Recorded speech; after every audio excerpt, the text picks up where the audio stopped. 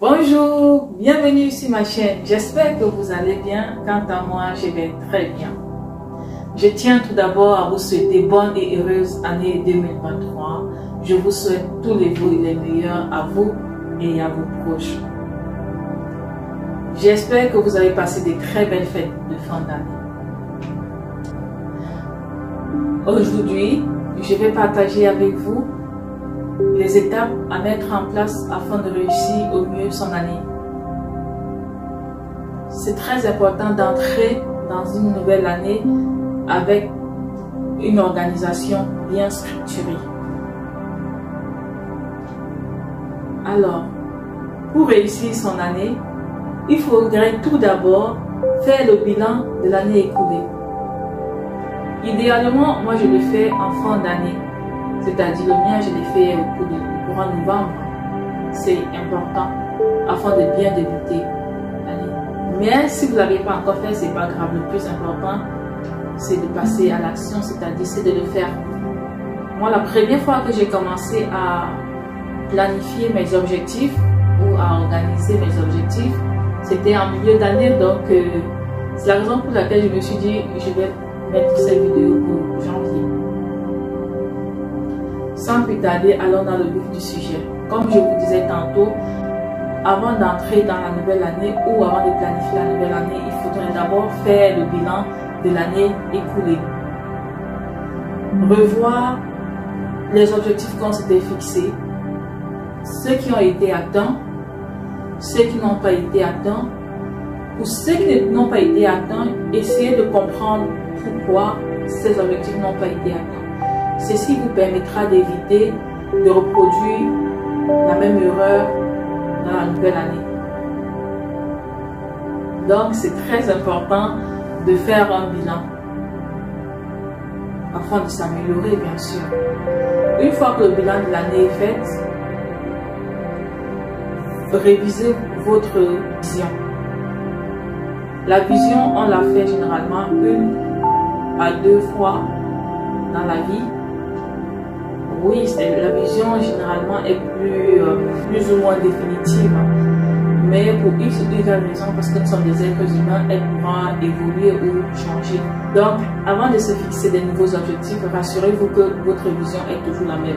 Je pense que avant d'atteindre l'âge adulte, on a une vision qui est généralement catégorisée comme un rêve. Par exemple, quand on est plus jeune, on rêve d'être à faire tel ou tel autre métier. Dans l'âge adulte, il va falloir prendre des décisions pour X ou Y raison. Certains y arrivent et d'autres sont obligés de bifurquer ou changent de trajectoire tout simplement. Ils se rendent compte que ce n'est pas ce qu'ils voulaient vraiment, ou alors ils vont tout simplement réaliser leur rêve ou leur vision qu'ils avaient fixée avant. Une fois que la vision est fixée, on se contente toutes les années de se rassurer simplement que cette vision reste toujours d'actualité avec la nouvelle année qui commence. Par exemple, je vous donne un exemple au hasard. Aujourd'hui, je sais que la majorité des personnes qui suivent ma chaîne, ils ont entre 25 et 60 ans. Vous pouvez décider, puisque c'est de l'actualité en France en ce moment, la retraite, vous pouvez décider de ne pas atteindre l'âge de la retraite qui sont en train de débattre là. Vous vous dites par exemple, moi je vais avoir ma retraite à 50 ans. Ça c'est une vision professionnelle. Bien sûr que dans tous les plans de la vie, vous pouvez vous fixer des visions, mais globalement, ces visions vont ensemble. Vous pouvez par exemple, comme je disais tantôt, décider de prendre votre retraite à 50 ans. Une fois que vous avez revu la vision et qu'elle est toujours bonne, ou que vous l'avez réactualisée, vous pouvez donc vous fixer des objectifs qui sera votre but à atteindre. Ce que je vous conseille pour que vous puissiez rester toujours motivé, il faudrait que les objectifs découlent de la vision, car les objectifs qu'on fixe au hasard, s'il n'y a pas une motivation derrière, vous risquerez de vous perdre et de vous décourager par la suite. Pour se rassurer que ces objectifs découlent de votre vision, mettez devant chaque objectif le pourquoi, la raison de cet objectif.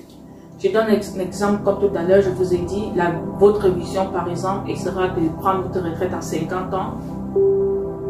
Pour fixer les objectifs, donc, pour prendre ma retraite à 50 ans, par exemple, il me faudrait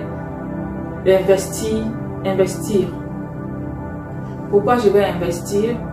Parce que je vais être libre financièrement afin de prendre ma retraite plutôt que l'âge légal. Par exemple, ça, vous verrez que vous resterez motivé. Une fois que les objectifs sont fixés, mettez en place votre stratégie qui vous permettra d'atteindre ces objectifs. On revient à notre exemple de prendre sa retraite à 50 ans. Ma stratégie pour pouvoir investir, c'est quoi? Multiplier mes revenus,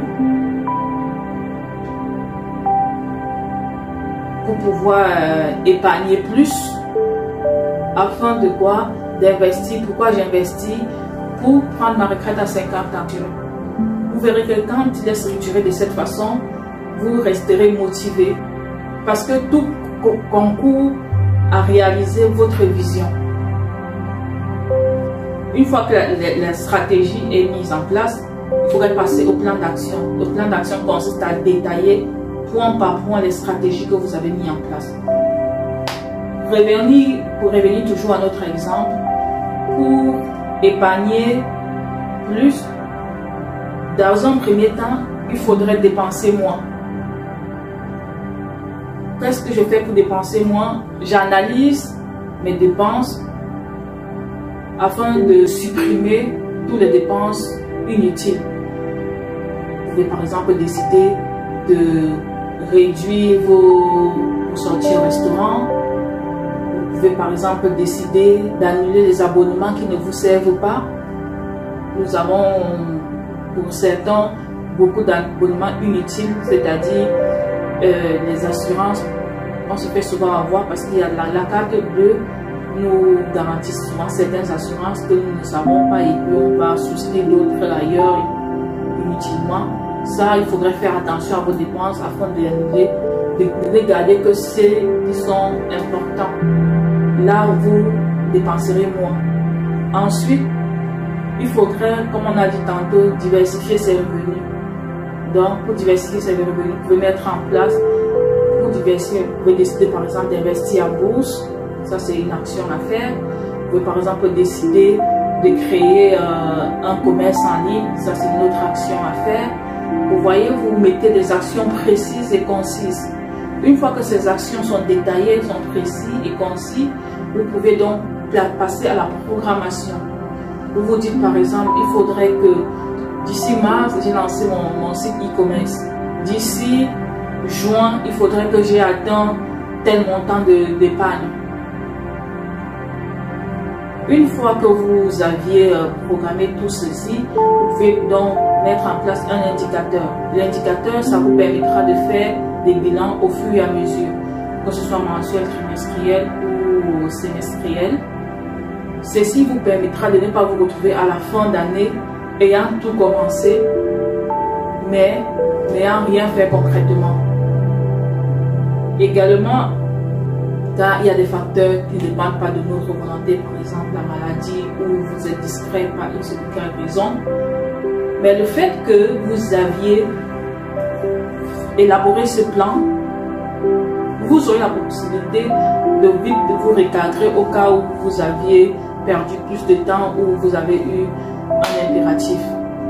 D'où c'est très important de vraiment s'asseoir et schématiser tout ce que je vous ai dit là. Pour finir, idéalement, faites-vous un tableau de vision. Un tableau de vision, c'est de schématiser, visualiser, de mettre des photos, des images sur ce que vous souhaitez faire, sur vos objectifs à atteindre. Et ces images, vous les mettez à un endroit où vous allez le revoir au moins une fois par jour. Pour mon cas, je l'ai mis sur mon téléphone, mon écran de veille de téléphone, et sur mon écran d'ordinateur. Donc, dès le matin, quand j'ai mes objectifs en face de moi, ce qui me permet de rester concentré. Et comme vous le savez, notre cerveau est divisé en deux strates.